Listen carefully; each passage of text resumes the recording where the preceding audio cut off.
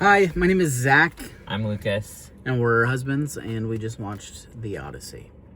And before we get into spoiler territory, if you are watching this before you see the movie and you are seeing it in Dolby, IMAX, or 70M, bring earplugs.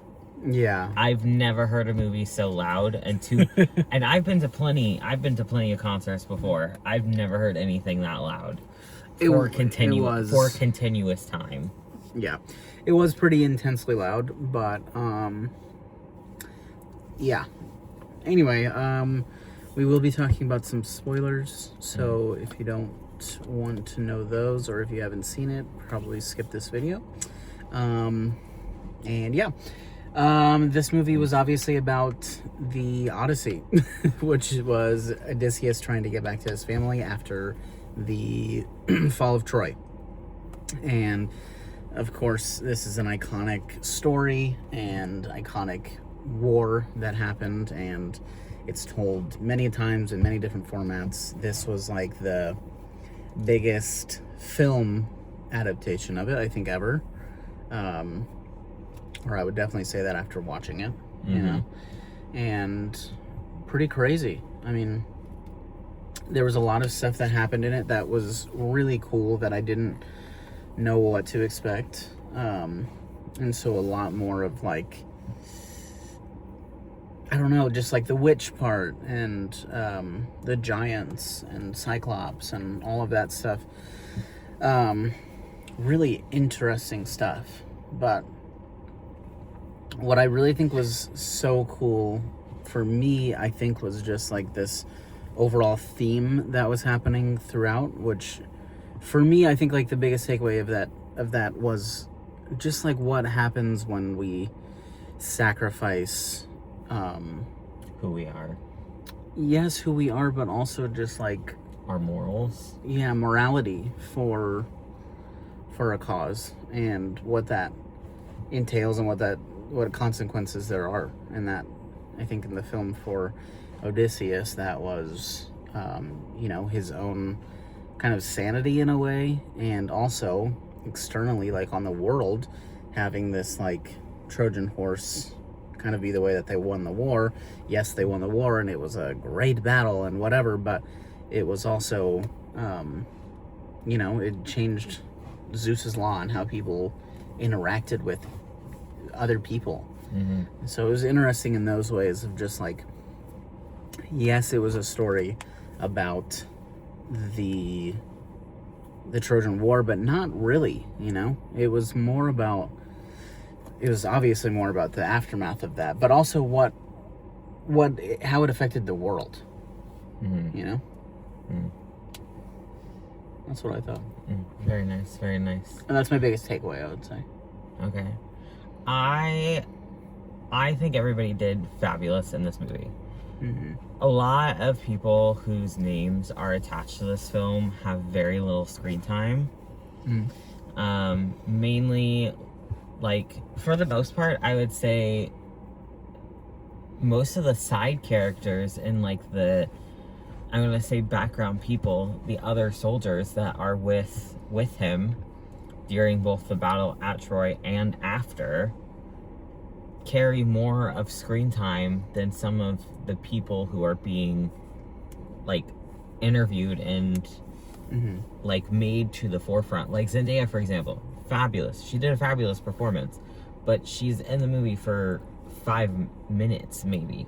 Was she Athena? I don't know. I thought she was Athena, but I guess I was wrong. Yeah, I don't really, he never really said who she was. I thought that he did. But then she got killed at Troy, and I was like, did Athena die at Troy? I genuinely don't know. That part I'm a little bit confused about. Regardless, she's a highly ticketed person on like the cast list, but she's only in it for 5 minutes. Yeah. And you see more of these side characters. So I definitely feel like a critique that I have of it is that I feel like those people should have been listed higher and should have been more a part of interviews and things like that, because those people are playing really big roles and really long roles. However, Mr. Christopher Nolan, He knows what he's doing. I've only seen like 5 of his movies, including this one. So I can't say that all of his movies are good. But all of the movies that I have seen from him have all been really well done. Mm-hmm. The movie was great. The thing is that when I watched Oppenheimer, his other movie, I got really bored through it because it was really slow. And I fell asleep. Somebody's gonna be angry in the comments about that.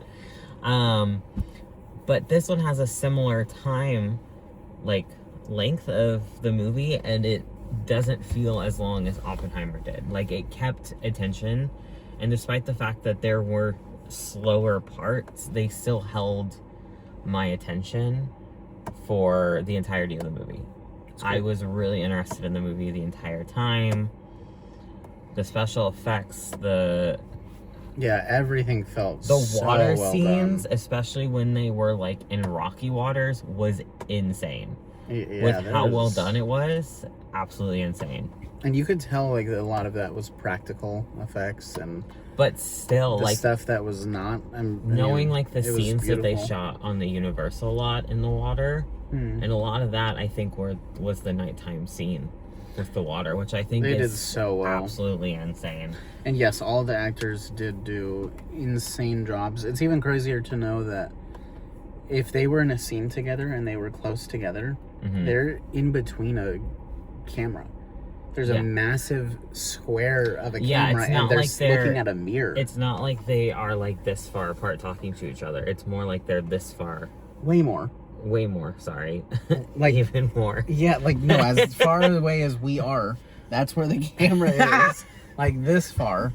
And then they're looking at a mirror of the other person, so they can they're not see each even other. actually seeing Which the they real invented. person. And it's pretty cool. I do have to say, Anne Hathaway did beautiful, and I also think the relationship between her and, I can't pronounce his name, Temecula, her and her son Temecula, something like that, was fabulous. Matt Damon did incredible. I've never seen Matt Damon in anything that I can think of. Hot take. It's not a hot take. I just don't know any. I can't name a film of his off the top of my head. Yeah. What are you rating it? I'm torn. Because, again, like I said, a really big critique for me was the lack of, like, the side characters being... I don't know that you can fault the movie for that, babe. I guess I can't fault the movie for that. I can, however, fault whoever is part of the media team. I was gonna say, you can do marketing team. Yeah.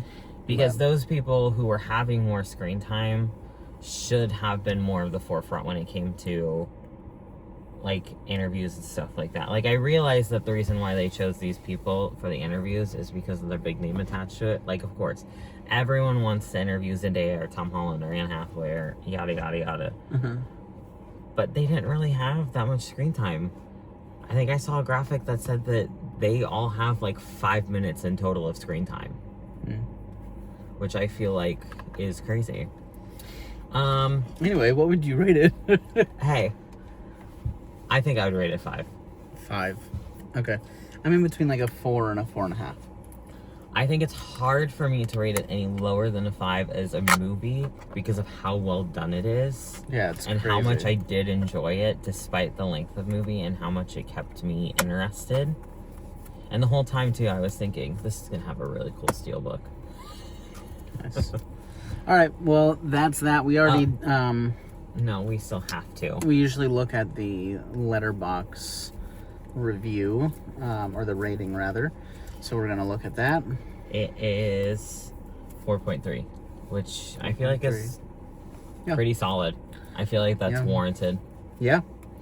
All right, go watch The Odyssey. Yeah. It was an experience. That's the other thing about this movie. If you haven't seen it, it was an experience, a true experience. Go watch it on the biggest screen, and that's all. Yeah. Bye. Bye.